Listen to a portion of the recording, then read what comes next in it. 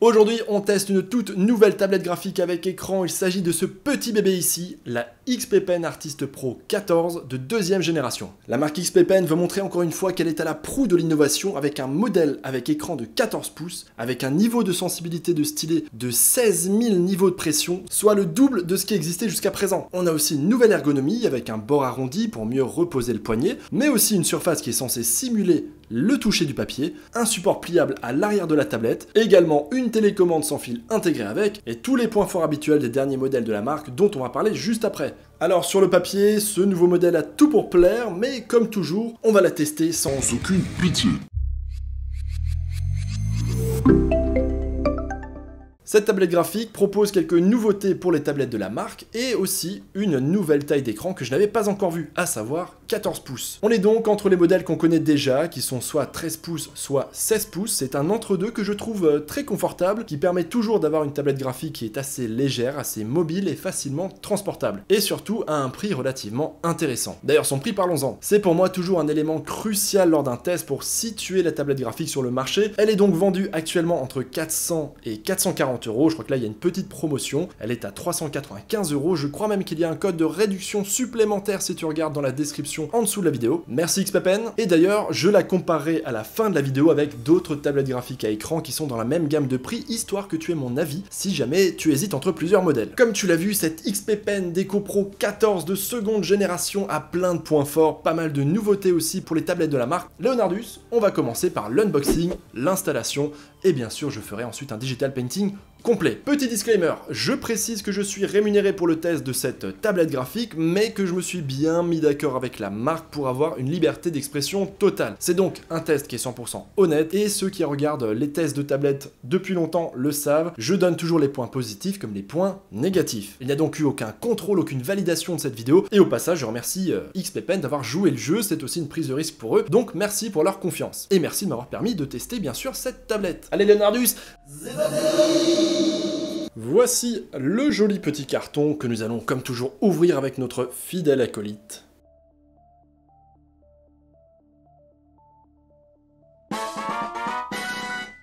Magnifique. Alors nous sommes tout de suite accueillis par la tablette graphique bien évidemment. Ok, la voilà déballée, donc tu l'as sous les yeux. Première impression, c'est que c'est un bel objet, c'est apparemment de très bonne qualité, on voit vraiment que les finitions sont en alu. Le design est très sympa, on peut tout de suite voir que la connectique est réduite vraiment au minimum avec des boutons qui ont là aussi l'air d'être vraiment qualitatifs. J'ai l'impression que la marque continue petit à petit d'augmenter ses finitions de construction. Donc on peut bien voir les deux ports USB-C. On parlera de la connectique plus tard. En tout cas voilà, tu peux voir qu'elle a quand même une certaine épaisseur. Donc tu vois, si je te la mets comme ça, tu peux te rendre compte qu'elle est apparemment plus épaisse, plus large de ce côté en haut que sur le côté en bas. Donc sur le bas, on a effectivement une espèce de petit repose-poignet, voilà, un petit bord arrondi. On testera ça pour voir si ça fait vraiment une différence ou pas. Mais en tout cas, c'est plutôt pas mal. Et ici, je vais te montrer tout de suite ce fameux petit support intégré. Donc tu vois qu'on a juste deux petites barrettes en plastique qui nous permettent de poser la tablette graphique de manière surélevée. Elle est surélevée de quelques centimètres. Alors pour moi, à titre personnel, je peux déjà te le dire, ce n'est pas suffisant. Je conseille quand même d'avoir un vrai support en plus pour pouvoir justement la redresser un peu plus haut. Mais néanmoins, c'est déjà très cool d'avoir pensé à mettre ça. Ça suffira d'ailleurs peut-être déjà à certains. Et au passage, on peut remarquer qu'ici, c'est de l'antidérapant. Idem ici, à cet endroit et à cet endroit. Donc même si on la pose sur le bureau ou sur un support, ça ne devrait pas glisser. Et ça y est, je l'ai dégueulassé avec mes gros doigts. On voit des traces partout. Allez, maintenant on va attaquer le reste du contenu de la boîte. Ici nous avons la petite boîte range stylet d'XP Pen, on la connaît bien, je l'ai déjà eu en main plusieurs fois sur plusieurs modèles que j'ai pu tester. Elle en a peut-être pas l'air comme ça, mais elle est vraiment légère, c'est assez solide, donc ça devrait en théorie plutôt bien protéger le stylet. À l'intérieur, on a donc notre précieux, le fameux stylet, donc là je vais dire quand même quelques mots dessus. On peut voir qu'il y a une large partie qui est faite de matière antidérapante, une espèce de caoutchouc. On a deux boutons programmables dessus. Et on a une petite gomme à l'arrière. Alors ça, pour moi, ça ne sert strictement à rien, je ne l'utilise pas, et je ne connais d'ailleurs aucun artiste professionnel qui utilise justement le côté de la gomme. Cela dit, ça doit quand même plaire à un certain public, hein, si la marque continue de le faire. Et tu peux remarquer juste ici que nous avons ensuite un dongle USB, Voilà, il est juste là, on va le mettre de côté. Et nous avons ici 8 mines interchangeables pour le stylet. Donc il faut savoir que les petites mines qui sont à l'avant, elles s'usent avec le temps et il faut donc les remplacer au fur et à mesure. Et on en a 2 différentes pour avoir 2 textures différentes. En tout cas, c'est ce que je devine car c'est quelque chose qui est déjà proposé par d'autres marques depuis longtemps. Donc là aussi, je testerai les 2 mines pour voir comment sont les sensations. Voilà, donc très belle petite boîte, ça fait toujours plaisir, même si, sincèrement, je préfère largement mon repose stylet unique. Et ouais, c'est Leonardus. Voilà, c'est quand même 10 000 fois plus la classe, encore une fois. Merci à GTPix, membre de Digital Painting School, de m'avoir offert ce petit cadeau. Ensuite, nous avons ici l'alimentation secteur avec les 3 adaptateurs, comme tu peux le voir. Ensuite, une mystérieuse petite boîte en carton que nous allons ouvrir tout de suite.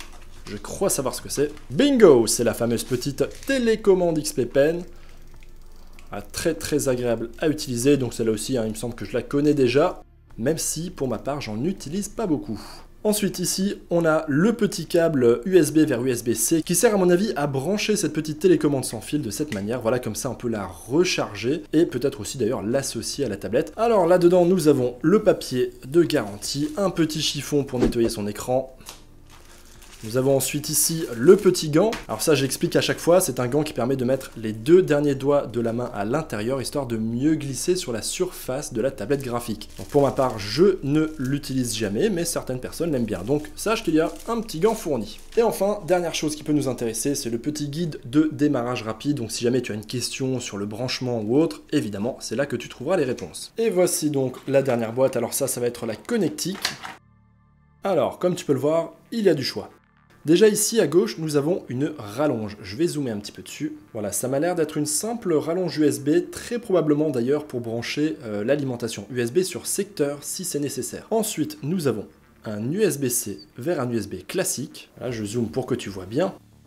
Et enfin, sur celui-ci, ça doit être l'USB-C complet. Effectivement, tu vois qu'on a ici de l'USB-C et de l'autre côté également. Donc il faut bien comprendre que pour cette tablette graphique, tu as le choix entre 2 méthodes de branchement. Si ton ordinateur dispose d'une prise USB-C complète, tu vas pouvoir brancher ce câble-là simplement. Et donc en théorie, nous sommes censés avoir un seul câble sur la tablette graphique et l'autre branché sur le PC. Ou alors, il faudra passer par ce câble-là, donc l'USB-C, avec ensuite cette entrée-là qui ira sur la prise secteur si c'est nécessaire. Et voilà, tu as sous les yeux tout le contenu de ce coffret, évidemment sans la tablette graphique qui est sur le côté. Allez, maintenant, je te propose qu'on passe à l'installation. Alors, pour l'installation du driver, pas de grosses difficultés, hein. Je suis allé sur Google, j'ai tapé driver suivi du nom du modèle XP Pen Artist Pro 14. Dès le 2e lien, je tombe directement sur le modèle de la tablette graphique. Il me suffit ensuite de cliquer ici, voilà, Windows 7, 8, 10, 11, télécharger. Suite à quoi, j'ai téléchargé ce petit zip que j'ai ouvert. À l'intérieur, il y a le fichier exécutable d'installation. Donc là, double-clic pour le lancer. Et j'ai simplement suivi les étapes, c'est très facile, il n'y a aucune difficulté particulière. Juste pour rire, hein, voici la fin, le dernier écran de l'installation de ce driver. J'adore toujours les traductions de chez XP Pen, donc là, une fois que c'est terminé, hein, on a le choix entre soit redémarrer, soit redémarrer. Voilà, j'aime beaucoup. Donc, chose à noter, hein, si jamais tu installes le pilote, il faut un redémarrage avant de pouvoir te servir de ta tablette graphique. Donc moi, c'est ce que je vais faire.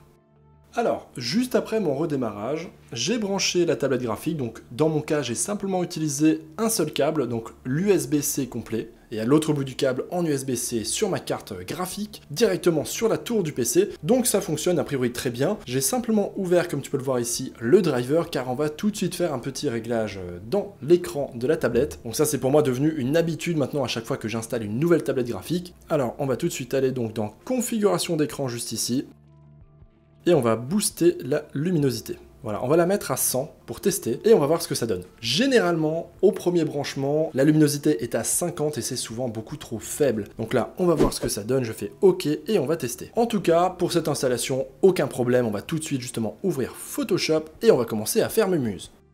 Alors, pour tester, je viens de brancher le petit dongle USB du Bluetooth qui va me servir justement à avoir le contrôle sur la petite télécommande sans fil. Et l'agréable surprise, c'est que dès que je le démarre en utilisant ce petit bouton là-haut, lorsque je l'utilise, tu vois que effectivement ça répond très bien.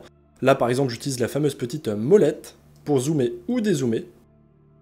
Mais bien sûr, les autres boutons fonctionnent aussi. On peut voir lorsque j'utilise ce raccourci qui me sert de touche espace, et donc effectivement je peux me déplacer dans mon image. Donc ça fonctionne très bien. D'ailleurs au passage, si j'appuie ici sur le petit bouton en haut, tu peux voir que je modifie ce qui va se passer avec la petite roulette. Si par exemple maintenant je prends tourner, le tout dernier, maintenant, lorsque j'utilise la petite molette, je vais te le mettre juste ici, tu peux voir que je fais effectivement une rotation de tout mon document. Donc ça, c'est plutôt agréable. Les sensations de la molette sont vraiment très bonnes. Donc voilà, évidemment, on va s'en servir généralement posé à plat sur la table. Là, c'était simplement pour te montrer. En tout cas, ça fonctionne bien, les boutons sont agréables, elle semble tenir ses promesses.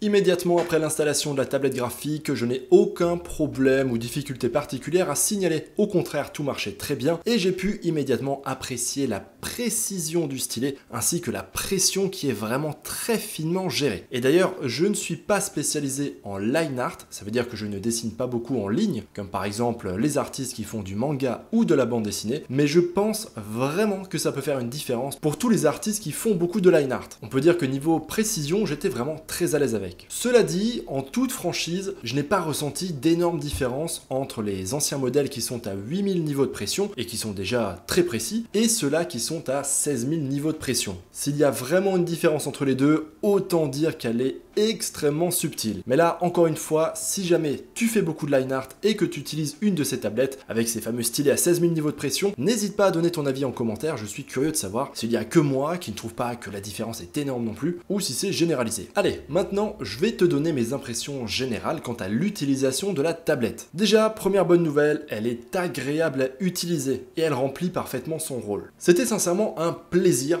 de l'utiliser. La tablette graphique a une taille agréable. 14 pouces, je trouve que c'est vraiment parfait par rapport au 13 pouces qui est un peu petit. Là, j'ai pas eu le sentiment à aucun moment d'être un peu coincé dans un petit écran. Au contraire, j'avais le sentiment d'avoir suffisamment d'espace. Donc si jamais t'as pas le budget ou alors que tu n'as pas la place pour une tablette graphique de 16 pouces, ce modèle en 14 pouces peut être une très bonne solution. Pour le reste, il n'y avait évidemment pas de parallaxe, pas de problème particulier. La sensation de dessin sur la tablette est effectivement très intéressante, très agréable. On sent qu'il y a un léger grain qui est censé effectivement imiter la texture du papier. Alors c'est très subtil, moi c'est à peine si je l'ai relevé, sachant que de toute manière la texture très lisse du verre qu'on a habituellement ne m'a jamais dérangé. Mais cela dit, c'est un point positif de plus pour ceux qui rechercheraient peut-être ça. Donc pour terminer sur ce point qui est peut-être le plus important de ce test, c'est vraiment une bonne tablette graphique, j'ai pris plaisir à l'utiliser. Ensuite, point suivant, une des innovations qui était mise en avant, c'était sa nouvelle ergonomie avec notamment ce bord arrondi sur le bas de la tablette graphique, qui permet a priori de mieux reposer le poignet. Alors pour ma part, j'ai trouvé ça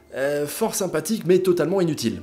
Alors sur une tablette graphique sans écran, je veux bien voir l'intérêt, mais sur une tablette graphique avec écran, généralement on la relève sur le bureau. Elle n'est pas à plat sur le bureau. En tout cas, c'est quelque chose que je te déconseille très fortement, à part si tu veux avoir très rapidement des problèmes de cervicales et des douleurs au dos, à force d'être trop penché sur le bureau. Donc étant donné qu'elle n'est pas à plat sur le bureau, en fait on n'a jamais le poignet qui est en contact avec le bas de la tablette graphique. Donc pour moi, c'est une innovation qui ne fait pas de mal, mais qui ne fait pas vraiment de bien non plus sur une tablette à écran. Ensuite, autre nouveauté de cette tablette XP Pen à écran, c'est l'ajout des deux petites pattes à l'arrière de la tablette graphique. Je trouve que c'est une très bonne idée, ça permet déjà de la surélever un petit peu. Pour ceux par exemple qui ont vraiment un budget très serré, ça leur évite d'avoir à acheter un support. Mais sinon, à part ça, pour les utilisateurs sérieux, ou alors tout simplement pour ceux qui ont un petit peu de budget, je conseille évidemment quand même d'avoir un vrai support réglable en hauteur qui permettra notamment d'aller plus haut que l'inclinaison qui est offerte par ces deux petites pattes. Donc là, pour moi, c'est un point positif. Je trouve que c'est une très bonne idée, c'est un très bon ajout, mais je trouve que XP Pen aurait dû aller un peu plus loin, faire des petites pattes à l'arrière qui sont un peu plus longues pour surélever un peu plus. Et d'ailleurs, au passage, sur les différents plans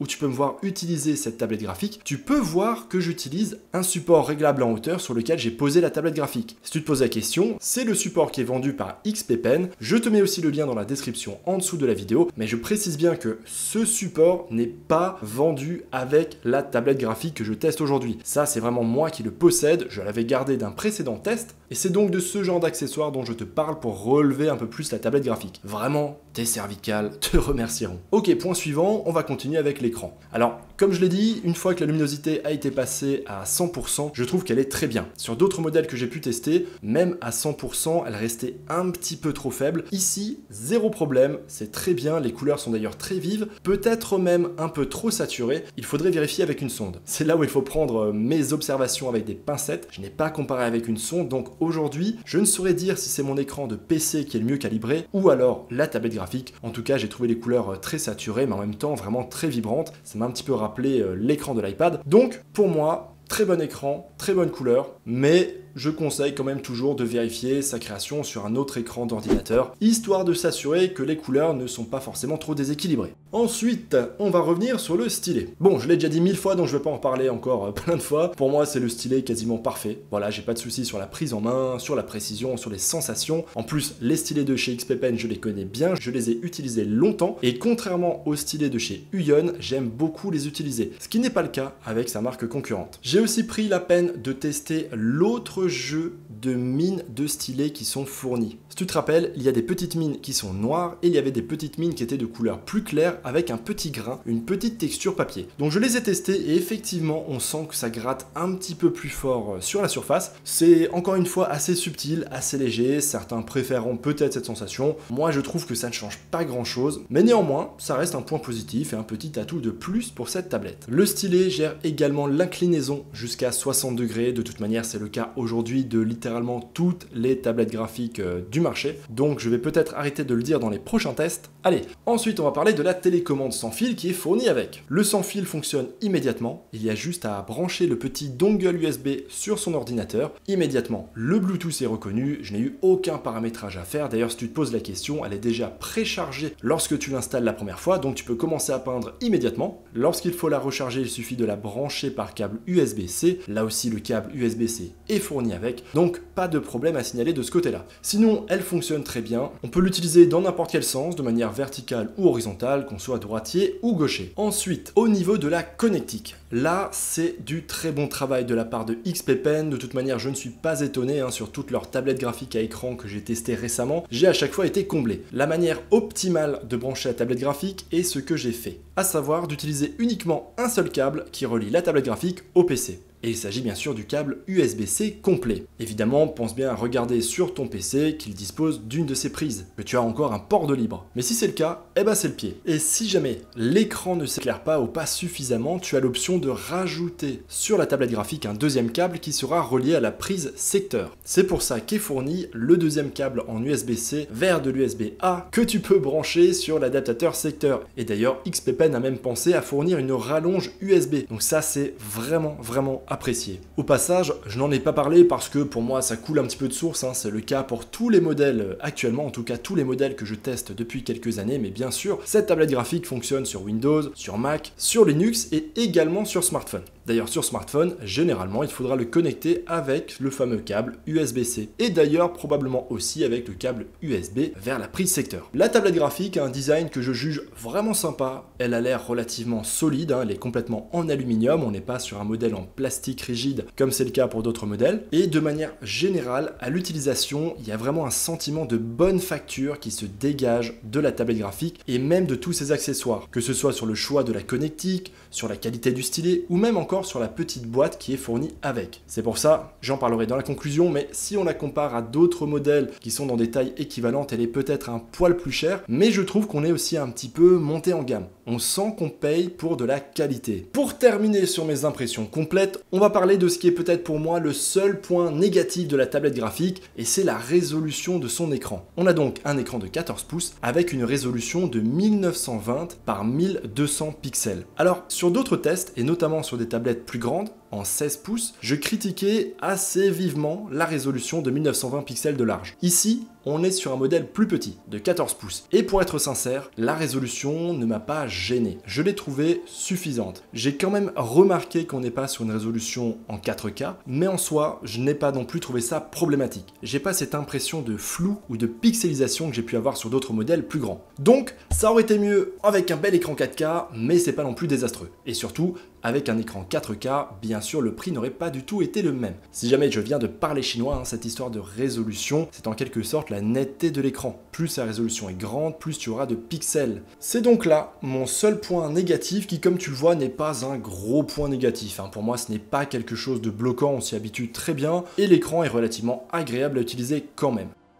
Pour finir, je te propose de faire un petit tour d'horizon du driver. Donc celui-ci ressemble à ça, hein, c'est simplement cette petite fenêtre. Alors, on l'a déjà vu, il me semble, dans un précédent test de tablette XP Pen, donc je vais aller assez vite. De toute manière, généralement, tous les drivers se ressemblent à peu près. Il est très facile à prendre en main, et mine de rien, ça peut être un point important. On a donc ici un petit menu à gauche avec des petites flèches qui nous permettent de passer entre les deux périphériques. De quoi je parle? Je parle bien sûr de la tablette à écran, Artis Pro 14, et juste ici, de la petite télécommande sans fil. Car oui, elle aussi, tu peux bien sûr la paramétrer, et notamment changer les raccourcis que tu assignes aux différentes touches. D'ailleurs, tu sais quoi, on va commencer par cette petite télécommande. Donc comme tu le vois, tout se fait simplement sur cet écran. Tu peux voir en haut qu'on peut faire différents raccourcis et comportements selon l'application qu'on utilise. Donc là par exemple c'est pour toutes les applications, mais si je clique sur plus, je pourrais très bien choisir une autre application. Ensuite, nous avons ici les options pour la molette. Donc tu vois que par défaut, on a zoomé, faire défiler, taille du pinceau et tourner. Mais si j'appuie là-dessus, je peux évidemment modifier ça. Si je vais sur personnaliser, là je peux notamment ajouter n'importe quel raccourci. Voilà, tu vois, on va faire par exemple... Alors je vais revenir en arrière, voilà, je vais effacer. Et par exemple, peut-être que je voudrais faire CTRL+. Voilà. Et dans l'autre sens, peut-être que j'ai envie de faire CTRL-. Voilà, donc je fais CTRL, j'appuie sur moins. Et tu vois qu'automatiquement, les touches sont détectées et sont activées. Bon, moi j'annule, évidemment, je ne vais pas changer ça. Ensuite, ici, on a les réglages de rotation. Donc de cette manière, tu vois qu'on peut changer simplement l'affichage de la petite télécommande. Pourquoi pas. Ensuite, ici, on a un bouton qui nous permet de revenir sur les réglages par défaut. Et ensuite, ici, on a quelque chose d'intéressant. Tu peux voir que toutes les touches sont numérotées de K1 jusqu'à K10. Et on retrouve ici K1, K2, K3, K4. Si on clique ici, on va pouvoir toutes les modifier en une seule fois. Donc c'est ce que je te conseille de faire. Hein. Si par exemple, j'ai envie de changer la touche K7. Non Leonardus, ce n'était pas un jeu de mots. D'ailleurs, je suis sûr que la moitié des abonnés ne savent même plus ce que c'est. Donc, je vais cliquer ici sur K7 et à nouveau, je fais personnaliser et mettre ce que je veux, par exemple CTRL L. Ensuite, je fais OK et je fais fermeture. Dernière chose à remarquer pour la télécommande, et on en a terminé, c'est que ici, on peut mettre plusieurs réglages, plusieurs combinaisons de touches pour la même télécommande. Par exemple, ici, sur la combinaison 2, je vais changer mes raccourcis. Voilà, par exemple, je vais faire ici un comportement de souris, on va faire... voilà, on va faire Alt droite avec un clic gauche. Voilà, je fais OK. Donc tu vois que maintenant ça a changé. Et tu vois que c'est bel et bien différent entre la combinaison 1 et la combinaison 2. Donc j'ai testé et c'est effectivement ça. Hein. Si maintenant j'active le numéro 2, mes touches vont correspondre à ces raccourcis-là. Par contre, ce que je ne comprends pas trop, c'est pourquoi est-ce que je peux du coup en activer plusieurs. Plusieurs combinaisons pour la même touche en même temps, ça marche pas trop. Donc je pense qu'il faut vraiment à chaque fois en garder un seul activé qui prendra le pas sur le premier. Donc là, je sais pas trop, peut-être qu'XP Pen me répondra à ce sujet. C'est peut-être moi qui ai mal compris le driver, dans ce cas-là, peut-être que l'interface devrait être améliorée. En tout cas, c'est comme ça que je l'ai compris. Allez, dernière petite information, ici tu peux remarquer que tu as la batterie qui est indiquée. Évidemment, c'est bien pratique. Et ensuite, on va passer à la tablette graphique à écran, juste ici. Donc, Artis Pro 14. Ici, on a deux onglets, zone de travail et paramètres du stylet. On va commencer par la zone de travail. Donc, celle-ci correspond vraiment à la zone tactile et à l'écran. Tu peux voir par exemple ici que j'ai mon premier écran qui est à gauche et mon deuxième écran à droite. Et là, on le comprend bien avec ce schéma, la zone tactile correspond au deuxième écran. D'ailleurs, il y a une petite erreur de traduction, je pense. D'ailleurs, je crois qu'il était déjà présent la dernière fois dans mon test précédent. On a deux fois écran ici, comme tu peux le voir, alors que ici on devrait avoir écran, et ici zone tactile. Bref, ici on peut changer justement la zone de la tablette qu'on va utiliser. Il y a encore des erreurs de traduction d'ailleurs, c'est terrible.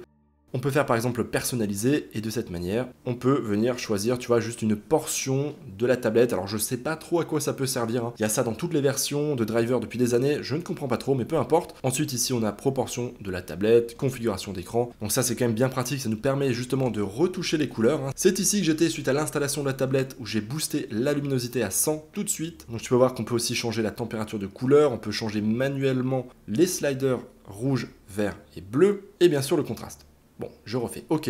Alors sur ce bouton proportion de la tablette, il n'y a rien qui change. Je me demande quand même à quoi il sert. Ça restera peut-être un mystère. En tout cas ici, voilà une chose intéressante. On peut régler la rotation de la tablette. Donc si je fais 90, voilà, alors je crois que chez toi, ça s'affiche effectivement différemment. Donc là, en fait, je peux maintenant tourner ma tablette graphique à la verticale. Ça peut être notamment très intéressant si tu es par exemple sur une composition verticale. Si tu dois par exemple faire une dizaine d'illustrations au format vertical, ça peut être beaucoup plus sympa de le tenir en mode portrait, un peu comme tu le ferais avec un iPad. Donc je vais revenir sur 0. Voilà, ensuite on va aller sur écran, l'autre onglet qui était ici à gauche, donc là on peut définir le plein écran, donc autrement dit on va peindre sur toute la surface de l'écran, et non pas sur une portion de l'écran. Si maintenant je vais sur personnaliser, c'est le contraire, hein. Tu vois que je peux de cette manière choisir de ne peindre et de dessiner que sur une portion de l'écran.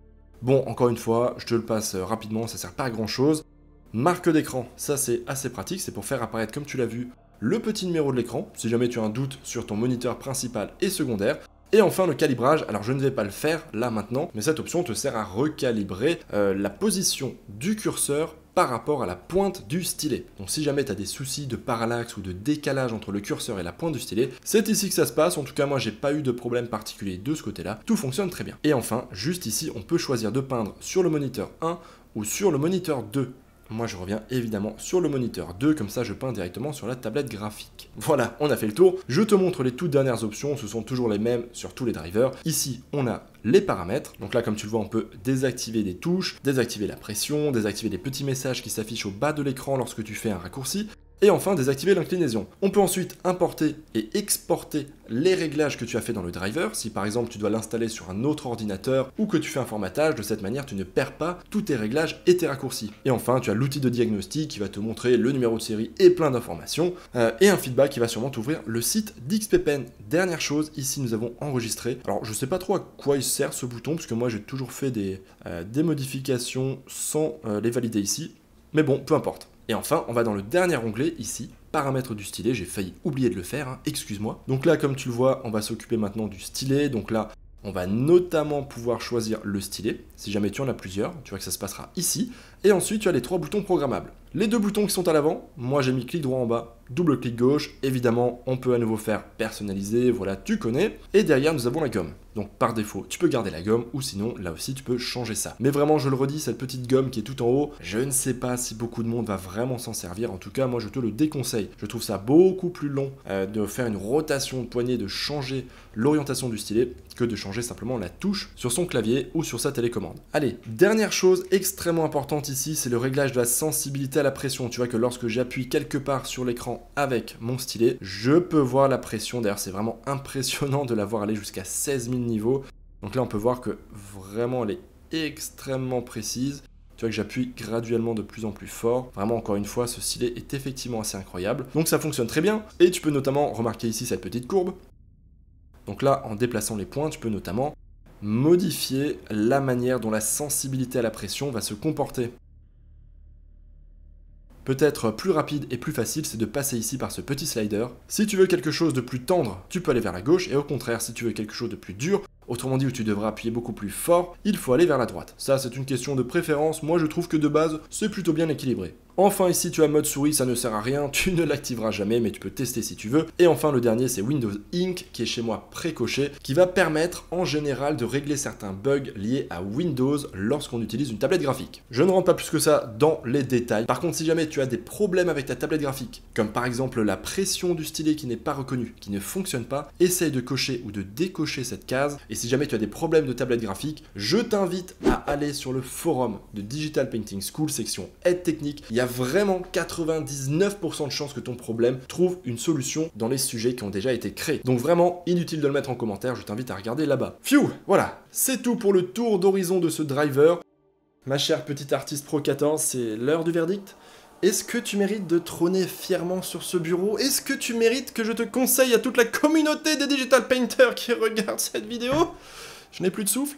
Oui, la réponse est oui. Le verdict, comme tu l'as, je pense, ressenti dans cette vidéo, est vraiment très positif. C'est du très bon matériel, c'est une excellente tablette graphique. Donc, si jamais tu hésites ou si tu comptais acheter ce modèle, tu peux y aller les yeux fermés. XPPen a fait une très bonne tablette graphique. Les seuls petits points négatifs, il y en a 2. Alors, le premier, c'est même pas vraiment un point négatif, c'est plus une petite interrogation de ma part. Je me demande si ce petit rebord qui est ici, donc ce petit rebord arrondi qui est censé reposer le poignet, est-ce qu'il est vraiment utile ou pas? Je suis assez mitigé sur une tablette graphique avec écran, puisque comme je l'ai dit, généralement elle sera toujours surélevée, donc ça veut dire qu'on n'a pas le poignet qui repose dessus. Donc peut-être qu'on aurait pu l'enlever et justement gagner peut-être 3 cm sur le bas de la tablette graphique, et encore c'est pas sûr. Et le seul petit défaut qu'on pourrait lui trouver, c'est sa résolution qui est en 1920 par 1080, elle aurait pu être un peu supérieure, soit en 2,5K, soit carrément en 4K. Mais pour être honnête, ça ne m'a pas dérangé. Cette résolution a pu me déranger dans d'autres tests de tablettes et notamment sur des tablettes graphiques qui sont plus grandes en 16 pouces ou en 20 pouces. Mais sur cet écran de 14 pouces, j'ai trouvé que c'était suffisant. Évidemment, une résolution plus grande, ça aurait été mieux, l'écran aurait été un peu plus net, mais je rappelle aussi que le prix aurait sûrement été plus élevé. Donc il faut remettre ça en face de son prix, en face de son placement dans le marché des tablettes graphiques, et sincèrement pour moi ce n'est pas un point négatif qui est bloquant du tout. Donc,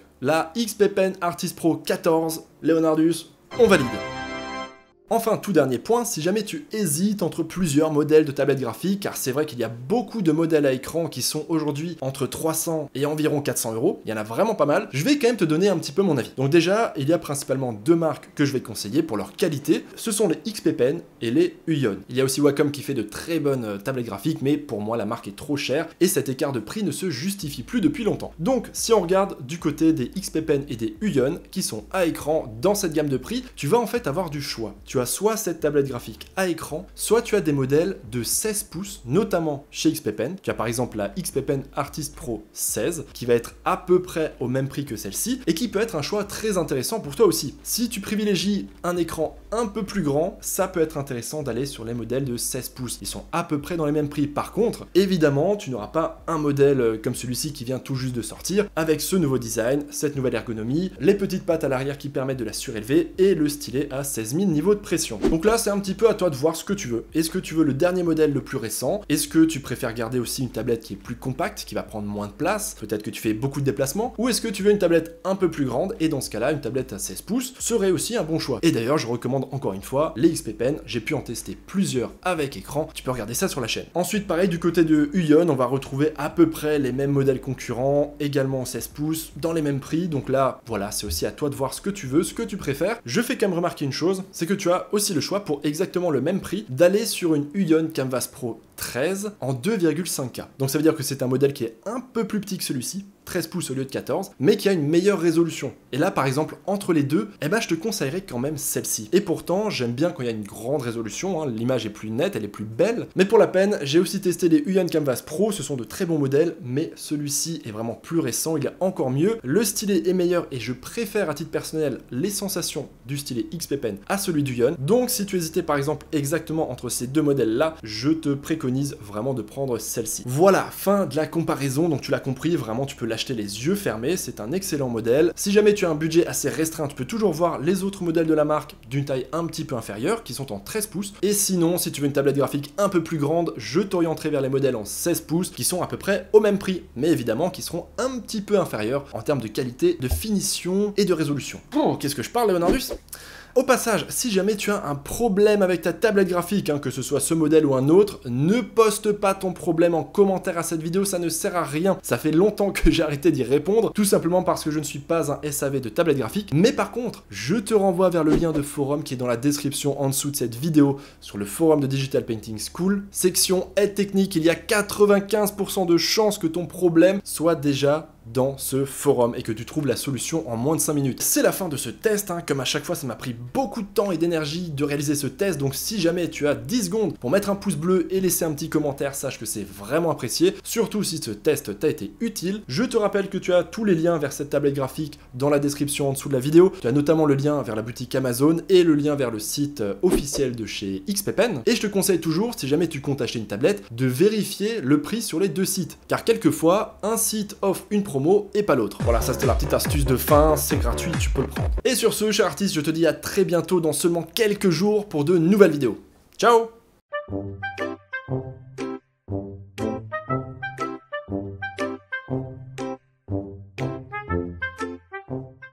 L'art digital t'intéresse? Tu as envie d'apprendre, de progresser en digital painting ou peinture numérique en français? Je t'invite à aller sur digitalpainting.school.